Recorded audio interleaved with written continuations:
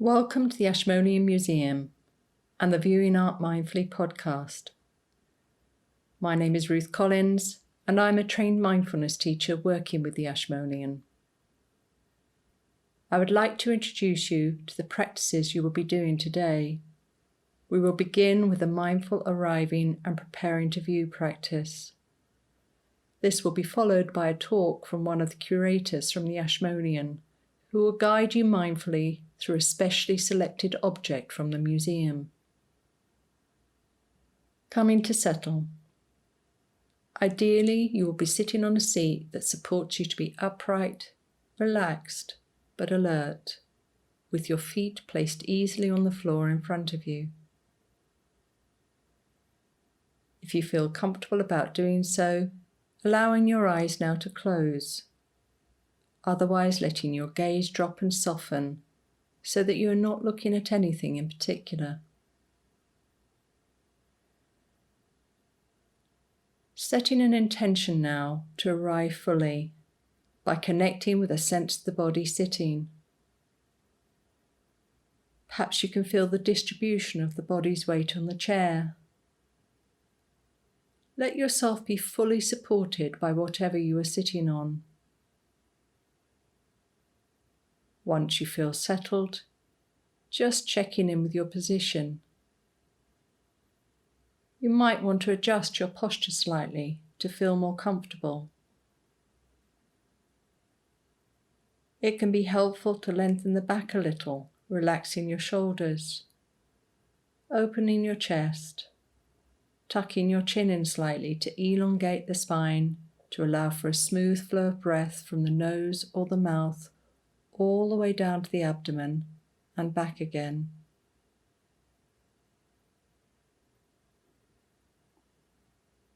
Now, bring your awareness all the way down to your feet, with the intention not being to think about your feet, but to feel sensations in the feet.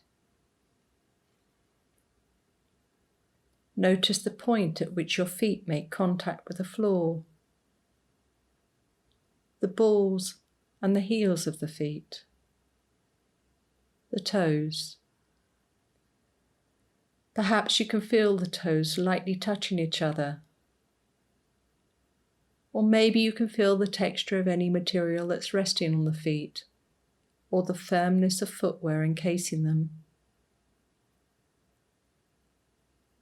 Allow yourself to gently and curiously explore each and every sensation that you can detect. And if you can't feel anything, that's fine too. Just being curious about this also. All the while, the mind will intrude and try to pull your attention away from the focus of the feet. Whenever this happens, as best you can, coming back to simply feeling sensations in your feet once more.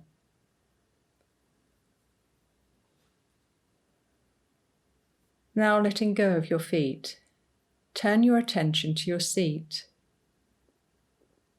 your buttocks, your sit bones, your thighs on the chair.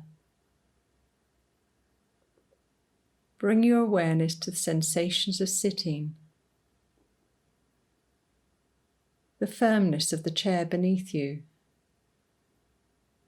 the point at which the thighs extend beyond the end of the seat perhaps, the sensations of clothing in contact with the skin. Maintaining as best you can a simple, non-judgmental curiosity as you explore sensations of touch and pressure, returning to the anchor of sitting whenever the mind tries to entice you away to think about something else. As soon as you notice this happening, bringing your awareness mindfully back to whatever sensations you can identify while sitting on the chair.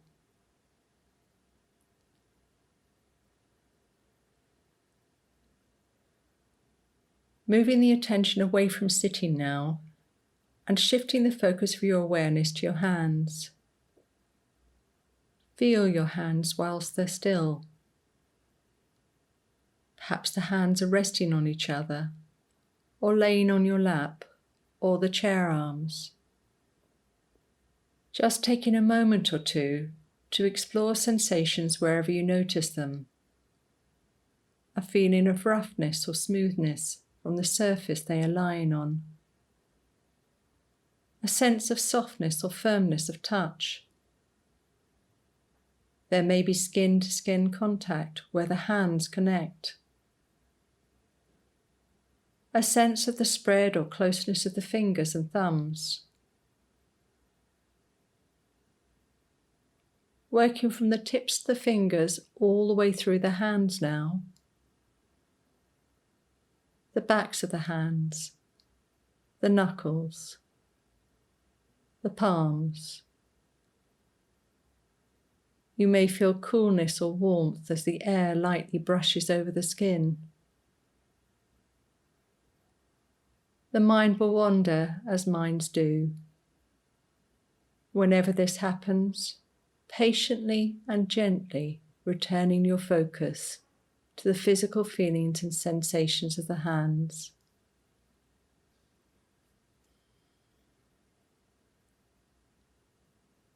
Letting go of the hands now, bringing your awareness to your upper body and to the sensations of breathing. Not needing to change how you're breathing, but just tuning in to the natural rhythm of the breath that is already there breathing for you. Notice how the abdomen gently rises and falls as you inhale and exhale. For a moment or two, just focusing on following one breath all the way in and one breath all the way out. Perhaps being aware of a slight pause between the breath as you breathe in and the breath as you breathe out. If the mind drifts away or gets caught up in thinking, simply drawing your attention back once more to the anchor of the breath and the body sitting here breathing.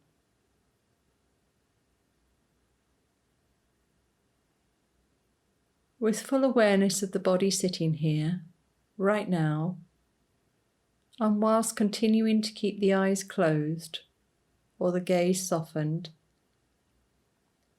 gently expanding the spotlight of your attention to become aware of sensations in the body as a whole. Perhaps you feel the body moving slightly with the breath, a slight rocking or swaying,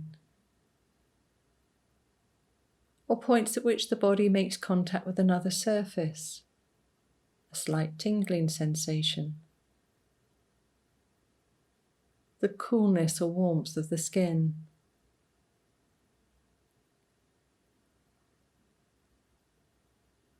Widening your awareness further, perhaps you can detect other things through the senses too. Maybe you can hear sounds around you, sounds near and far. Keeping the focus on the aliveness of your senses, preparing to open your eyes now, ready to bring your full attention to the work of art presented in front of you. This is a coin. It was made nearly 2000 years ago. It is made of silver. It is round. It was used to make payments. It was struck in what now is Pakistan. But in ancient times, the area was called Gandhara. A king named Asilasis issued it. He was a Central Asian nomad. This group of rulers are called the Indo-Scythians. His kingdom grew rich through trade on the Silk Route. Many ancient religions, like Zoroastrianism, Hinduism, and Buddhism, flourished at this time. Look at the coin. It shows a standing woman. She stands facing us. Her figure is full of feminine beauty. She is Sri Lakshmi, the Indian goddess of fertility and plenitude.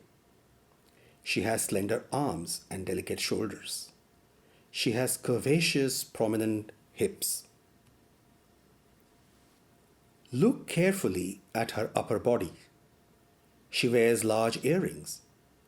She also wears a tiny necklace and armlets midway through her upper arms.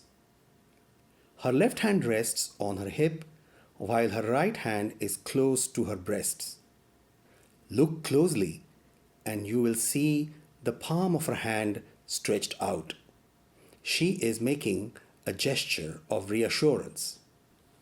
Observe her voluptuous hips closely, how the tassels of her dress fall across the curves. They are tied to her waist.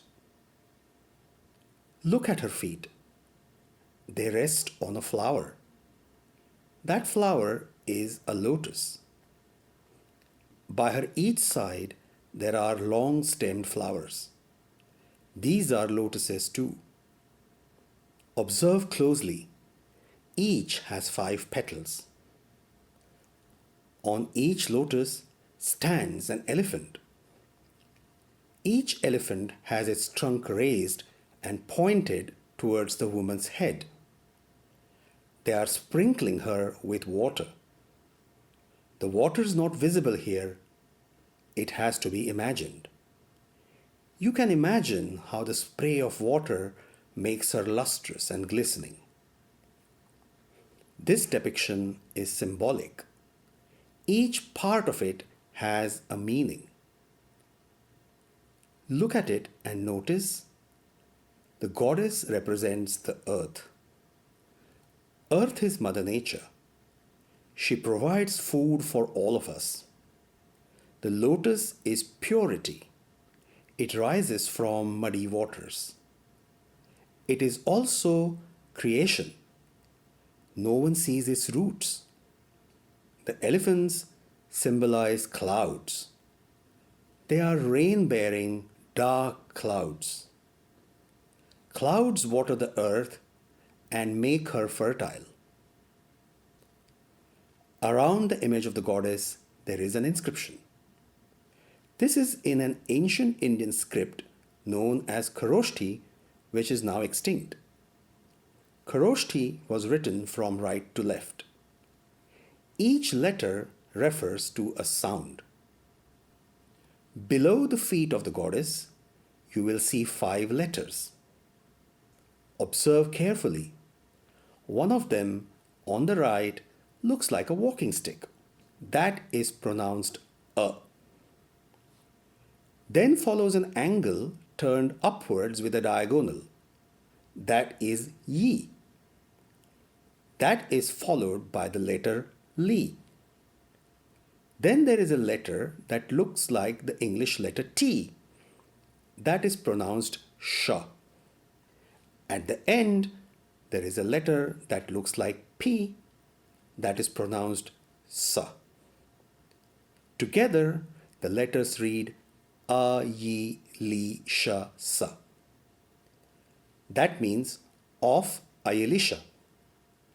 Ayelisha is the Indian version of the king's name as Elisis. Now look at the goddess again. You will see 2 more letters on either side. There is the walking stick again to the right. It reads A. On the left is an angle pointing upwards. That is Ya.